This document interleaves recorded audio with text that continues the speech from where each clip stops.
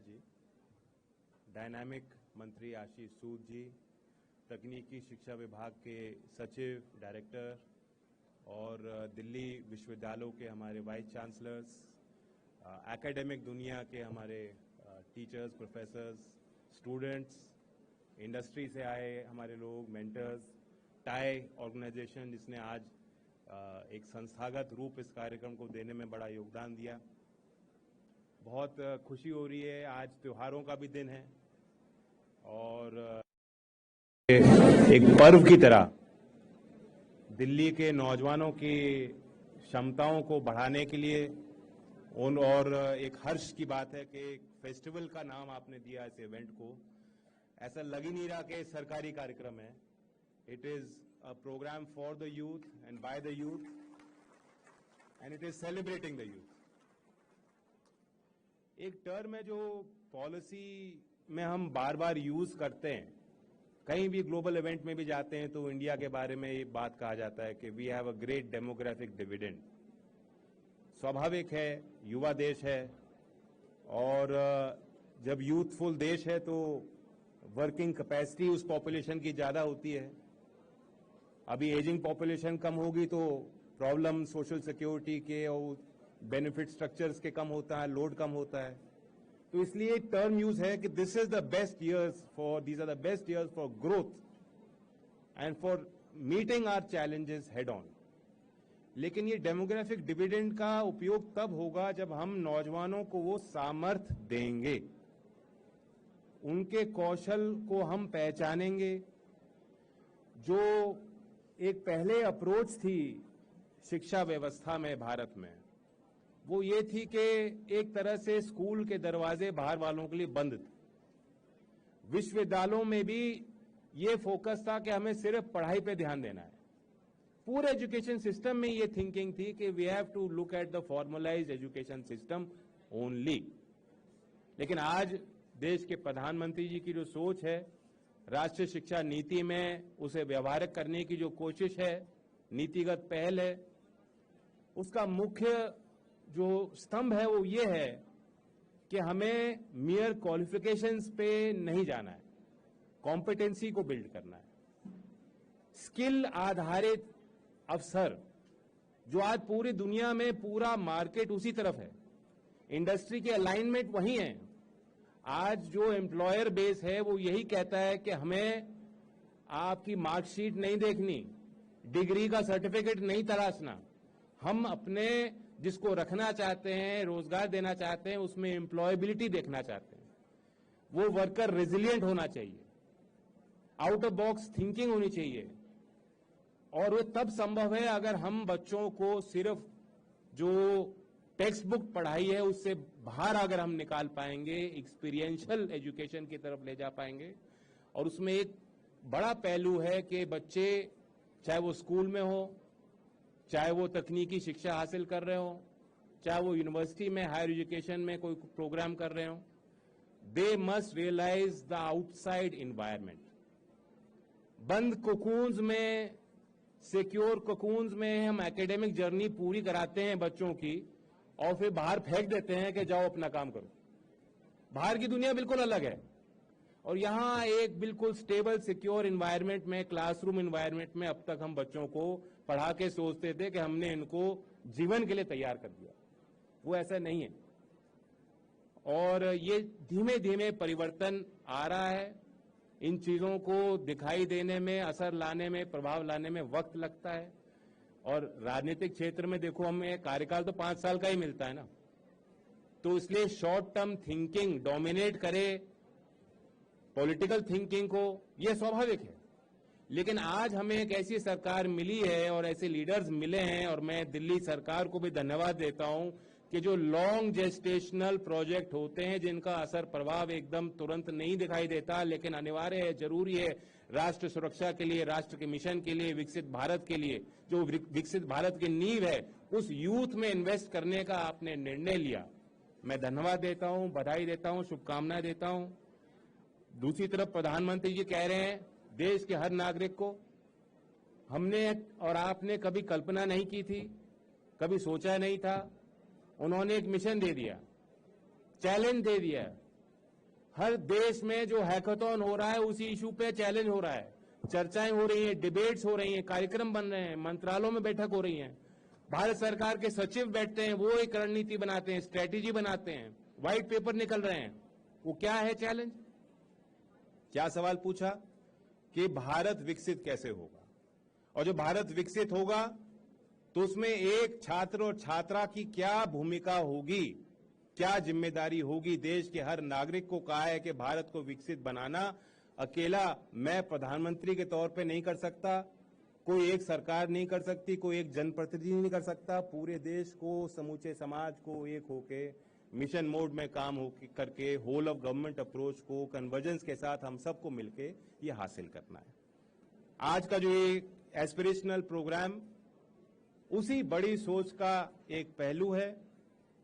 दुनिया बहुत तेजी से बदल रही है और मुझे खुशी हुई जब हमने उन बच्चों से मुलाकात की, स्टॉल्स में जाके देखे कि क्या प्रोडक्ट उन्होंने क्रिएट किया है, क्या सर्विस आइडिया है, वैल्यू क्रिएशन का क्या कॉन्सेप्ट है उनका, कहां तक ये स्टार्टअप्स उसको बनाने में सफल हुए हैं, कहां तक उनको सपोर्ट मिल पाई है।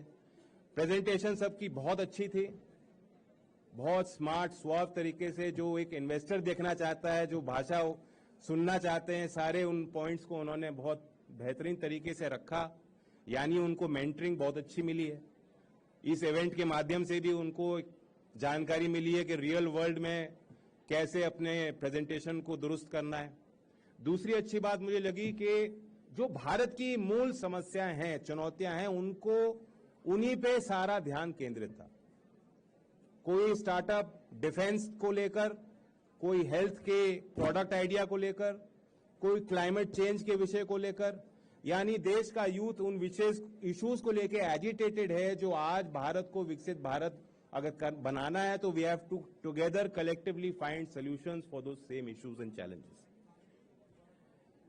एआई की बड़ी चर्चा होती है। आज कई स्टार्टअप्स ने एआई बेस्ड प्रोडक्ट्स बनाए और पेश किए। और आप जानते हैं कि फरवरी में एक बड़ा ग्लोबल इवेंट इंडिया होस्ट करने जा रहा है। Our PM was perhaps the first global leader to start talking about AI. And the vision there is that India, of course, has already become the largest user. We are already ahead of US in terms of using AI tools. और एक और कारण है, एक और बात, खास बात निकल के आती है। अगर आप एनालाइज करेंगे, मैं एक ही मीडियम की बात करूं, अगर चैट जीपीटी यहां कितने लोगों ने यूज करना शुरू किया? हाथ मेजॉरिटी के खड़े हो गए। So in terms of ChatGPT users, India is already ahead of the US. It's not surprising. But what comes out is 36% of the users are using it regularly. यानी उसमें उनको कुछ ना कुछ वैल्यू मिल रहा है। जो AI के मॉडल्स, टूल्स, प्लेटफॉर्म्स ऑलरेडी हैं, उनको हमारे देश के युवा खास तौर से यूज कर रहे हैं और वो देख रहे हैं कि अपनी लाइफ में, जीविका में वो कैसे सार्थक और बड़ा पॉजिटिव चेंज इन टेक्नोलॉजी और टूल्स के माध्यम से आप ला सकते हैं। तो वैल्यू क्रिएशन भी हो रहा है। अब फरवरी में पूरे एक ग्लोबल समिट में पूरी दुनिया को भारत एक दिशा दे सकता है और नयापन भी आएगा, नए स्टार्टअप्स भी शोकेस होंगे, नए इनिशिएटिव्स शोकेस होंगे। हो सकता है कि जो आज स्टार्टअप्स आज इस इकोसिस्टम के माध्यम से सपोर्ट हुए हैं, दिल्ली ने इस सरकार के कार्यक्रम में जिस तरह से उनको बिल्डअप किया है, हो सकता है कि फरवरी के इवेंट में उनमें से कोई स्टार्टअप्स भी आगे रखे जाएं, ग्लोबल ऑडियंस के लिए उनको दिखाया जाए। ये बड़ी पेशकशी होगी। फियर्स भी हैं एआई को लेकर कि क्या होगा, सबकी नौकरी चली जाएगी। सब लोग जान गए कि नई अपॉर्चुनिटीज तो आएंगी, लेकिन किसके कंधों पे चढ़ के आप उन अपॉर्चुनिटीज का उपयोग कर पाओगे? डिसरप्शन होगा। We have to face that fact. The way we live, the way we work, the way we are as citizens, the way we engage with government, with schemes, everything is about to change. लेकिन भारत के परिवेश में AI with automation हर क्षेत्र में लागू करना अभी संभव नहीं है और व्यवहारिक भी नहीं है। रोजगार सृजन के दृष्टि से भी व्यवहारिक नहीं है। हमारे भारत के लो कॉस्ट वर्कफोर्स बेस को देखते हुए भी व्यवहारिक नहीं है। अर्बन और रूरल इश्यूज को देखते हुए भी व्यवहारिक नहीं। और यही बात मेरे दादा चौधरी चरण सिंह जी भी उस समय भी कहते थे। तो India while taking leadership in AI has to be cognizant of issues of equity, of issues and challenges around whether these technologies represent what is uniquely Indian, हमारे संस्कार, हमारी सभ्यता, हमारी भाषाएं, हमारा सामर्थ्य, हमारा विजन, हमारी यूनिक प्रॉब्लम्स, इन चीजों पे केंद्रित होकर ये टेक्नोलॉजी विकसित हो। इसके लिए इंडियन टेक्नोलॉजिस्ट को, इंडियन एंटरप्रेन्योर्स को, इंडियन रिसर्चर्स को, इंडियन स्टूडेंट्स को साथ मिलकर कुछ नया करना होगा। लेकिन एआई सब कुछ वाइप आउट नहीं करेगा। इंडियन परिप्रेक्ष्य में ऑगमेंटेड एआई का बहुत पोटेंशियल मैं देखता हूं। एक सिंपल एग्जांपल है जो एक जोक की तरह यूज होता था इंजीनियर्स के लिए, कोडर्स के लिए, क्योंकि मुख्यमंत्री जी ने बताया इनके बेटे भी कोडर हैं। तो वाइफ ने बोला, she told her husband go to the store and buy 1 liter of milk, and if they have eggs, get 6. वो वापस आ गया वो 6 लीटर दूध के साथ।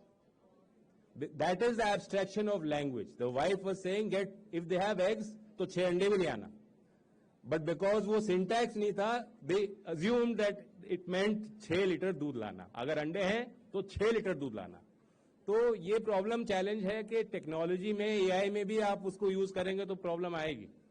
ह्यूमन प्रॉब्लम कुछ और है, ह्यूमन एक्सपीरियंस कुछ और है, ह्यूमन इंटरफेस कुछ और चाह रहा है और टेक्नोलॉजी कुछ और पेश कर रहा है। तो इसलिए भारत में टेक्निकल नॉन टेक्निकल का जो एक बैकग्राउंड में अंतर हम लोग मानते थे वो चेंज होगा। मैं मानता हूं कि एआई के माध्यम से व्हाइट कॉलर और ब्लू कॉलर में भी जो डिफरेंस है वो भी चेंज होगा। एक एंटरप्रेन्योर बनने के लिए जो भी बैरियर्स ऑफ एंट्री हैं, जो कुछ हद तक इस इवेंट से और इस कार्यक्रम से और दिल्ली सरकार की स्टार्टअप नीति और भारत सरकार के प्रयासों से उस बैरियर ऑफ एंट्री को हम कम करने की कोशिश कर ही रहे हैं। लेकिन एआई और टेक्नोलॉजी के माध्यम से बहुत रैपिडली वो बैरियर्स ऑफ एंट्री समाप्त हो जाएंगे।